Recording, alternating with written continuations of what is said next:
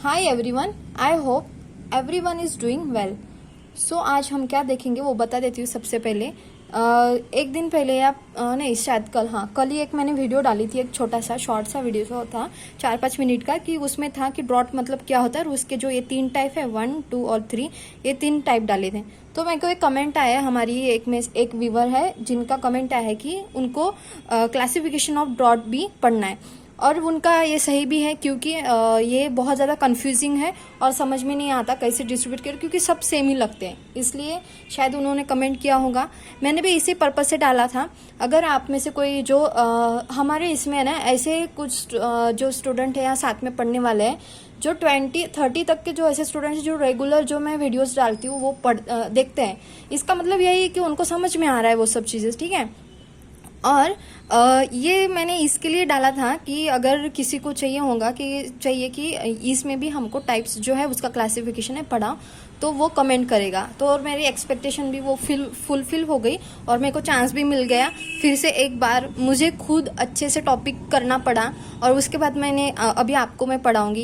इसमें है ना, मेरा भी एक फ़ायदा है। क्या है कि जब आपको सामने वालों को देखो, अगर मेरे को खुद को पढ़ना रहता है तो मैं फट से पढ़ लेती हूँ और 1-2 बार पढ़ लूँगी, ऐसे दिमाग में रखने का ट्राई नहीं करती। बट अगर मेरे को आपको पढ़ना है तो वो मैं सही बोल रही हूँ कि नहीं, मैं सही पॉइंट पिकअप कर रही हूँ कि नहीं, और आपको बता रही हूँ तो आपको वो समझ में आना चाहिए। इस अंडरस्टैंडिंग से मैं खुद से वो पढ़ती हूँ, फिर वो मेरा भी टॉपिक अच्छे से हो जाता है और वो आपको भी अच्छे से, मतलब मेरे को तो कन्फ्यूजन रहता है, मैं खुद से पढ़ने के बाद कन्फ्यूजन तो रहता है मेरे को, बट जब मैं आपके लिए, सब लोगों के लिए जो टॉपिक प्रिपेयर करती हूँ तो वो मेरा भी बहुत अच्छे से हो जाता है।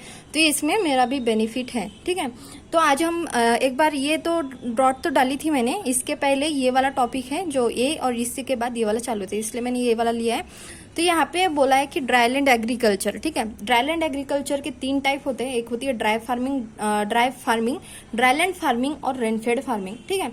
ड्राईलैंड एग्रीकल्चर में क्या है कि रेनफेड कंडीशन में कल्टीवेशन होना, ठीक है। अंडर रेनफेड कंडीशन में क्रॉप ग्रोविंग करना, मतलब ड्राईलैंड एग्रीकल्चर होता है, ठीक है। इसके 3 टाइप है, ड्राई फार्मिंग, ड्राईलैंड फार्मिंग और रेनफेड फार्मिंग। अब ये लर्न कैसे करना है, पहले सिर्फ ड्राई याद रखो कि ड्राई फार्मिंग है, फिर ये वाला नाम ही उसका है, सिर्फ ये एग्रीकल्चर की जगह फार्मिंग है, ठीक है। ड्राईलैंड फार्मिंग मैं याद करने के लिए बता रही हूँ, ऐसे रट्टा नहीं मारना है, याद करने के लिए कि कंफ्यूजन होता है। मेरे को तो नहीं होता है, बट होता था पहले, अभी नहीं होता है। जब समझने के बाद मेरे को कंफ्यूजन नहीं हो रहा है। अगर किसी को हो रहा होगा तो मैं बता रही हूँ कैसे याद रखना। पहले ड्राई लेना, फार्मिंग तो लेना नहीं, ड्राई लेना, फिर ड्राईलैंड फार्मिंग लेना, और लास्ट में ये वाली याद रहती है, रेनफेड फार्मिंग है, ठीक है। ये इसमें क्या है कि लेस देन 750 mm बारिश, मतलब रेनफॉल होता है ड्राई फार्मिंग में, और ये एरिड रीजन में होता है, ठीक है। एरिड रीजन में होता है, और इसमें जो क्रॉप ग्रो किया जाता है वो 75 डेज का होता है, ठीक है। और इसमें आई होप आपको दिख रहा होगा, हाँ दिखता है। इसके बाद ड्राईलैंड फार्मिंग है। ड्राईलैंड फार्मिंग में कितना रेनफॉल है, 750 to 1150 mm तक का रेनफॉल है। उसके बाद ये एरिड और सेमी एरिड रीजन में होता है, ठीक है। इसके बाद ये 75 डेज से 120 डेज का क्रॉप इसमें लिया जाता है ड्राईलैंड फार्मिंग में, ठीक है। इसके बाद ये रेनफेड जो फार्मिंग है, इसमें 1150 mm, और ये ह्यूमिड रीजन में होता है, ठीक है। रेनफेड फार्मिंग जो ह्यूमिड रीजन में होती है, और इसमें अबव 120 डेज के क्या लगते हैं, क्रॉप लगते हैं, मतलब अबव 120 डेज के जो होते हैं क्रॉप वो लिए जाते हैं। और इसमें 75 to 120 डेज वाले, और इसमें 75 डेज वाले, ठीक है। आई होप आपको समझ में आया होगा। फिर से एक बार बताती हूँ, ये है ड्राईलैंड एग्रीकल्चर। ड्राईलैंड एग्रीकल्चर मतलब क्रॉप ग्रोविंग इन रेनफेड कंडीशन। रेनफेड का जो बारिश का जो भी रेनफॉल होता है अंडर रेनफेड कंडीशन में, उसके ऊपर जो है ये सब फार्मिंग की जाती है। तो उसमें 4 आते हैं ऑन दी बेसिस ऑफ कि कितना रेनफॉल पड़ता है, कितना रेनफॉल होता है, उसके बेसिस पे, ठीक है। कि ड्राई फार्मिंग है लेस देन 750 mm, कम है 750 mm से कम अगर बारिश हो रही है, रेनफॉल हो रहा है, तो वो कौन से एरिया में, एरिड रीजन में, और उसमें 75 डेज तक के क्रॉप लिए जा सकते हैं, ठीक है। उसके बाद ड्राईलैंड फार्मिंग में 1150 mm वाले एरिड और सेमी एरिड रीजन वाले है ये, और इसमें 75 to 120 डेज वाले क्रॉप लिए जाते हैं। उसके बाद है रेनफेड फार्मिंग। रेनफेड फार्मिंग में है ग्रेटर देन 1150 mm, और ये ह्यूमिड रीजन वाले क्रॉप है, और यहाँ पे जो है ग्रेटर देन 120 डेज के क्रॉप लिए जाते हैं, ठीक है। आई होप आपको समझ में आया होगा। इसके बाद हम देखेंगे ड्रॉट। ड्रॉट क्या होता है, अगर लास्ट ईयर जो रेनफॉल हुआ है उससे 75% से कम क्या हुआ, रेनफॉल हुआ होगा, तो उसको बोलते हैं ड्रॉट हो गया। ठीक है, क्या अगर जितना भी रेनफॉल हुआ है लास्ट ईयर, जितना भी रेनफॉल हुआ है उससे 75% कम, ठीक है, 75% कम रेनफॉल होना मतलब क्या बोलते हैं उसको, ड्रॉट होना। ठीक है, उसमें 3 टाइप आते हैं, ड्राई स्पेल, एक ड्रॉट आता है और एक फैमिन आता है। पहले देखते हैं ड्राई स्पेल। रेड सॉइल को क्या बोलते हैं, लाइट सॉइल बोलते हैं, ये याद रखो। उसके बाद 10 दिन, ये आता है 10 डेज। मतलब क्या, अगर रेड सॉइल और लाइट सॉइल में 3 दिन का अगर बारिश आई और इसके बाद जो है क्रॉप में जो ऑपरेशन होता है वो हो गए, और 10 दिन तक बारिश नहीं आई, तो उसको बोलते हैं ड्राई स्पेल। बट ये रेड सॉइल में और लाइट सॉइल में 10 डेज का होता है, और हमारी डीप मतलब ब्लैक सॉइल जो है इसमें 15 डेज का होता है ड्राई स्पेल। मतलब एक ड्यूरेशन इंटरवल होता है, इंटरवल मतलब 15 दिन के बाद नहीं आती बारिश। जो हमारी हमने खेत में जो किया है और बारिश आई है, उसके बाद 10 दिन का गैप होता है और 15 दिन का गैप होता है। तो 10 दिन का गैप लाइट और रेड सॉइल में होता है, और डीप और ब्लैक सॉइल में 15 दिन का गैप होता है, ये याद रखना है। ठीक है, इसके बाद ड्रॉट जो है, ये जो है ड्राई स्पेल की सीवियर कंडीशन, मतलब प्रोलॉन्ग ड्राई स्पेल। प्रोलॉन्ग क्या है, ड्राई स्पेल है ये, मतलब ये 10-50 नॉर्मल है, 10-50 दिन के बाद आएगा, और ये इससे भी ज़्यादा दिन तक बारिश नहीं आएगी। ठीक है, एक इंटरवल पड़ेगा, तो उसको बोलते हैं प्रोलॉन्ग ड्राई स्पेल। ठीक है, अभी इसमें है ना क्या है कि ये तो रिकवर हो सकता है। अब अगर 10 दिन तक बारिश नहीं आई, ठीक है, ड्राई स्पेल हो गया। 5 दिन के बाद आई, 7 दिन के बाद आई, तो ये रिकवर हो सकता है। चलो कुछ टाइम तक ये वाला भी रिकवर हो सकता है। बट ये जो फैमिन जो टाइप है, इसमें ये वाला सीवियर ड्रॉट होता है और ये रिकवर नहीं होता। ठीक है, इसके बाद हम जाएंगे आगे की तरफ, जैसे कि हमारा क्लासिफिकेशन और ड्रॉट ऑन दी बेसिस, और क्वेश्चन भी ऐसे ही आते कि ड्यूरेशन के बेसिस पे क्लासिफिकेशन, ड्यूरेशन के बेसिस पे कौन से टाइप है, नेचर ऑफ यूजेस की बेसिस पे कौन से टाइप है, based upon time of occurrence कौन से टाइप है, अदर ड्रॉट कौन से, इन सब पे क्वेश्चन आता है। क्योंकि इसमें से 2 ऑप्शन दिए और इसमें से 3 दिए, तो अपने को ड्यूरेशन पे अंदाज़ा लगाना पड़ेगा ना, मतलब वो अंडरस्टैंडिंग चाहिए कि ड्यूरेशन वाला कौन सा है करके। इसलिए हम आज इस तरीके से पढ़ेंगे, ठीक है, कि आपको समझ में आएगा। यहाँ पे बेस्ड ऑन ड्यूरेशन मतलब है परमानेंट ड्रॉट। उसके बाद आता है सीजनल ड्रॉट, उसके बाद आता है कॉन्टिजेंट ड्रॉट, और उसके बाद आता है इनविजिबल ड्रॉट। ठीक है, on the basis of duration ये है परमानेंट ड्रॉट। अभी देखो, परमानेंट ड्रॉट मतलब सिर्फ यहाँ पे इरिगेशन लेके ही फार्मिंग हो सकती है, हमारा क्रॉप कल्टीवेशन या क्रॉप ग्रोविंग हो सकता है। तो ये आई होप आपको ये लॉजिक जो है वो डेवलप हो गया होगा कि परमानेंट ड्रॉट मतलब अरिड रीजन में ही आएगा। ठीक है, तो यहाँ पे सिर्फ इरिगेशन के बेसिस पे ही फार्मिंग हो सकती है। उसके बाद आता है सीजनल ड्रॉट। सीजनल ड्रॉट की जैसे कि खरीफ में तो बारिश है, खरीफ में रेनफॉल है, कुछ हद तक रबी में भी होगा, बट समर में यहाँ पे क्या होगा, ड्रॉट होगा। ठीक है, इसको बोलते हैं फिर सीजनल ड्रॉट होता है। ठीक है, उसके बाद आता है कंटीजेंट ड्रॉट आता है, और ये क्या होता है, अनएक्सपेक्टेड ड्रॉट होता है। अगर हमने खेत में सीड सोविंग की है, कुछ हद तक बड़े भी हो गए वो, और एक अनएक्सपेक्टेडली ड्रॉट आ रहा है, मतलब वो एक्सपेक्टेड नहीं होता है कि अभी आएगा, बट आ जाता है, तो उसको बोलते हैं कंटिजेंट ड्रॉट। इसलिए है ना, कंटिजेंट ड्रॉट प्लानिंग भी की जाती है। अगर बहुत बड़ा हो गया क्रॉप, तो उसको क्या करते हैं, अगर बारिश नहीं आई बहुत दिनों तक और वो बहुत पूरा खराब होने का, पूरा डिस्ट्रॉय हो गया वो, तो क्या करता है फार्मर, उसको बोलते हैं कंटिजेंट प्लानिंग बोलते हैं। ठीक है, तो इसमें क्या होता है, जो क्रॉप उसने लिया है उसको पूरा डिस्ट्रॉय करते, पूरा निकाल लेते हैं उसको, फिर से फ्लोइंग वगैरह जो कल्टीवेशन के लिए ज़रूरी है वो वाली सब चीज़ें करके, उन्होंने जो एक प्लान करके रखा था क्रॉप की, अगर इन केस अगर ऐसा हुआ तो उसकी जगह हम ये वाला क्रॉप लगाएंगे, उसकी वो प्लानिंग पहले से कर लेते हैं, और सीड वगैरह पहले से ही ला के रखते हैं, वो पहले से उसका मैनेजमेंट हो जाता है। तो वो सिर्फ ये कंटिजेंट ड्रॉट में होता है। अगर अनएक्सपेक्टेड रहता है, अगर हो गया, तो इन केस में वो चीज़ें करते हैं कि सीड ला के रखते हैं कि अगर ऐसा हुआ कि ड्रॉट आया तो हम वो वाला पूरा क्रॉप हटा के हमने जो सोचा है वो वाला लगाएंगे, ताकि हमारा कुछ तो बेनिफिट हो, इसलिए। ठीक है, इसके बाद आता है इनविजिबल ड्रॉट। इसमें क्या होता है, जो मतलब मॉइस्चर तो होता है, जो हमारी सॉइल है उसमें मॉइस्चर तो होता है, बट उसके वो इतना है ना, जो क्रॉप का जो फुलफिल करने के लिए जितना होना चाहिए उतना नहीं होता है। उसकी वजह से इवेपो ट्रांसपिरेशन भी नहीं होता है प्लांट में से, इतना कम होता है, इतना कम मॉइस्चर होता है, उसको बोलते हैं इनविजिबल ड्रॉट। मतलब हमको लगता नहीं कि ऐसा होगा, बट वो हो जाता है, दिखता तो नहीं है कि ऐसा होगा, हमको तो मॉइस्चर दिख रहा है बट वो नीड पूरी नहीं कर रहा है क्रॉप की, तो उस वजह से ये होता है इनविजिबल ड्रॉट। ठीक है, उसके बाद आएगा हमारा based on the nature of uses. ठीक है, नेचर ऑफ यूजेस के बेसिस पे आता है मेट्रोलॉजिकल ड्रॉट, उसके बाद आता है एग्रीकल्चर, हाइड्रोलॉजिकल और एटमॉस्फेरिक ड्रॉट। इसमें से कंफ्यूजन होने वाला एक दो है, ये तो थोड़ा सा डिफरेंट है तो ये याद हो जाएगा, ये दोनों है। ठीक है, जो हमारा नॉर्मल रेनफॉल है उससे ज़्यादा, अभी देखो नॉर्मल रेनफॉल इधर भी था कि ये कहाँ पे गया,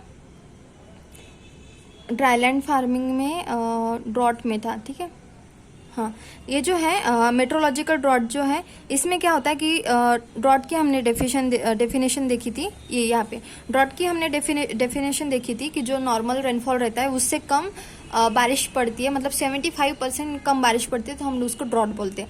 तो ये इसके सेम इसमें और इसमें कन्फ्यूजन हो सकता है। यहाँ पे क्या है कि मेट्रोलॉजिकल ड्रॉट मतलब क्या होता है कि जो नॉर्मल रेनफॉल होता है उससे तो कम रेनफॉल होता है, बट उसके साथ साथ प्रोलॉन्ग ड्राई पीरियड भी आ जाता है, तो उसको बोलते हैं मेट्रोलॉजिकल ड्रॉट। और फिर है हमारे जो मेट्रोलॉजिकल ऑर्गेनाइजेशन होती है, इंस्टीट्यूट होती है, वो अपना अंदाज लगा के बता देते हैं कि ड्रॉट हो गया है ऐसे करके। ठीक है, उसके बाद आता है एग्रीकल्चर ड्रॉट।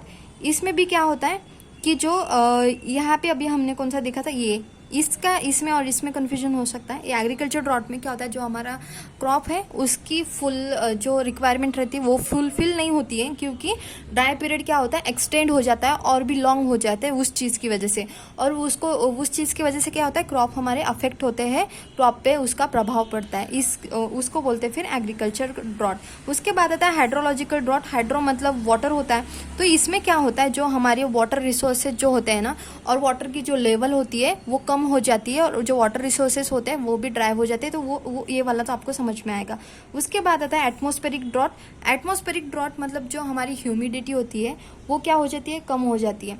अगर बहुत ज़्यादा ह्यूमिडिटी हमारे एयर में हुई तो वो क्या होता है, ट्रांसपिरेशन नहीं हो पाता है, उसकी वजह से प्लांट इवेपो ट्रांसपिरेशन नहीं कर रहे हैं, ट्रांसपिरेशन नहीं कर रहे हैं प्लांट, तो क्या करेंगे प्लांट्स अदर मतलब दूसरा वाटर भी एब्जॉर्ब नहीं करेंगे, तो ये उस चीज़ की वजह से क्या होगा, सॉइल में भी पानी है और ऊपर हमारे इन्वायरमेंट में भी पूरा एटमॉस्फेयर में भी वाटर है, तो इस चीज़ की वजह से क्या हमारी क्रॉप को क्या होगा, ह्यूमिडिटी ज़्यादा होने से पेस्ट और डिसीज अटैक होता है। ठीक है, और अगर लो भी रही तो भी नहीं होता है, तो ये एटमॉस्फेरिक ड्रॉट में आता है। ठीक है, लो एयर ह्यूमिडिटी होने की वजह से एटमॉस्फेरिक ड्रॉट आता है। ठीक है, इसके बाद आता है based upon time of occurrence. अभी यहाँ पे कंफ्यूजन का मतलब थोड़ा सा उल्टा फुल्टा है, ये वाला याद रखना है। ठीक है, early season drought, mid season drought और लेट सीजन ड्रॉट।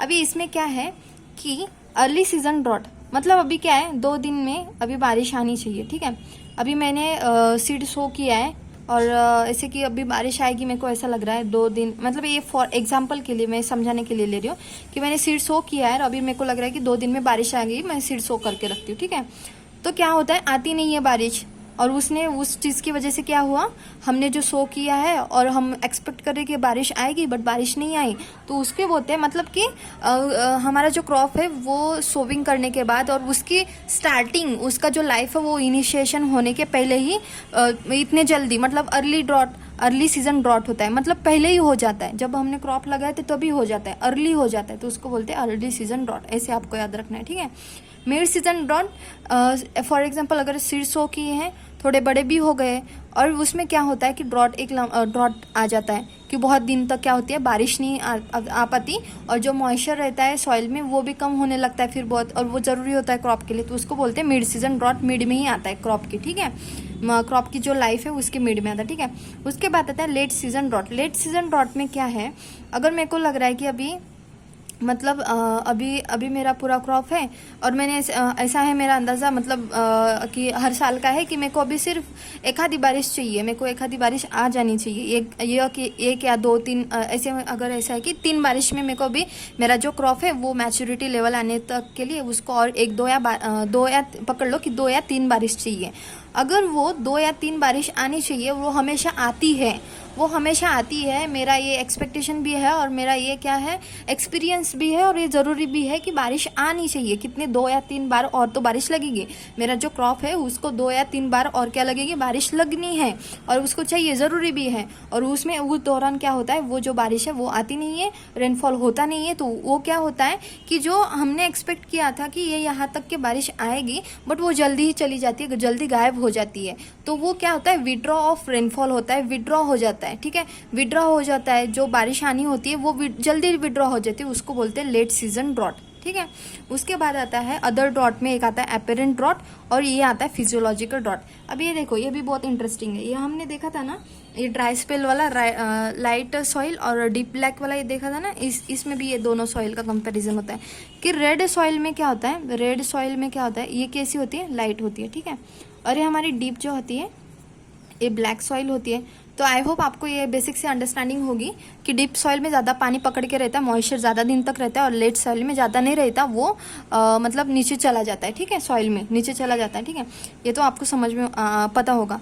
तो इसमें क्या होता है कि एपेरेंट ड्रॉट मतलब इसमें ज़्यादा दिन तक बारिश, इसमें ज़्यादा दिन तक मॉइस्चर पकड़ के नहीं रहेगा, तो इसमें जल्दी ड्रॉट आएगा। बट ब्लैक वाली सॉइल में क्या होगा, इसके कंपैरिजन में ब्लैक वाले सॉइल में ज़्यादा दिन तक क्या रहेगा, वाटर पकड़ के रहेगा, तो इसमें ड्रॉट नहीं होगा। तो ये है एपेरेंट ड्रॉट। मतलब ड्राई सॉइल, जो रेड सॉइल है, लाइट सॉइल है, इसमें जल्दी ड्रॉट आएगा, और जो हमारी डीप और ब्लैक सॉइल में है, इसमें मॉइस्चर पकड़ के रहेगा, तो इसमें ड्रॉट नहीं आएगा, बट इसमें आएगा। इसको बोलते हैं एपेरेंट ड्रॉट। उसके बाद आता है फिजियोलॉजिकल ड्रॉट आता है।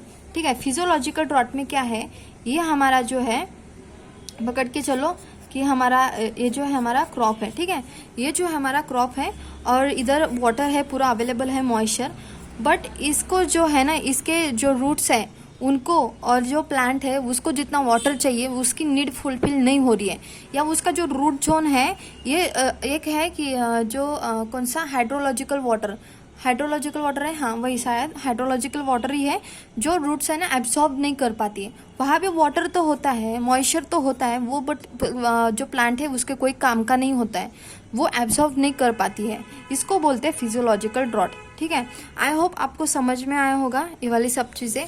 मैं एक बार कल फिर से, क्योंकि ये इतना एक साथ पढ़ने के बाद हैंग तो होता है, आई नो, और ये सब चीज़ें ना मैं कल फिर से आपका रिवाइज करवाऊंगी। ठीक है, इसलिए मैंने यहाँ पे पेन से नहीं लिखा है, फिर से एक इरेज करके फिर से एक बार रिवीजन होगा। ठीक है, आई होप आपको अच्छे से समझ में आया होगा। और जैसे कि आपने जो भी आज जिन्होंने भी व्यूअर जो है उन्होंने कमेंट किया था कि उनको क्लासिफिकेशन ऑफ ड्रॉट चाहिए, आई होप उनकी जो एक्सपेक्टेशन है वो मैंने फुलफिल कर दी, उनको समझ में भी आया होगा। कल से एक बार इस पे रिवीजन भी कर लेंगे। और मेरे को और भी पता है, दो तीन और भी लोग हैं जिन्होंने शीप का किया है कि शीप या गोट के पूरे करने हैं, जो है उसके क्या बोलते हैं, ब्रीड्स हैं, तो वो भी मैं करूँगी।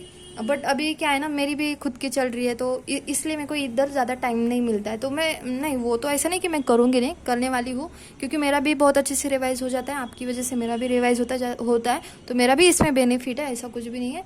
तो मैं वो भी करूँगी। उसके बाद हम एग्रीकल्चर ही मतलब जो एग्रोनॉमी है वो वाला टॉपिक चालू करेंगे। सॉइल भी बहुत ज़्यादा इंटरेस्टिंग है। और उसके बाद ठीक है, तो अगर कोई ऐसा टॉपिक है जो आपके दिमाग में हो और आपको ऐसा लगता है कि ये वाला टॉपिक है मेरे को क्लियर करना है, अगर मेरा वो हो गया है तो मैं आपका क्लियर करवा के दूंगी। ठीक है, वैसा आप मेरे को कमेंट करो।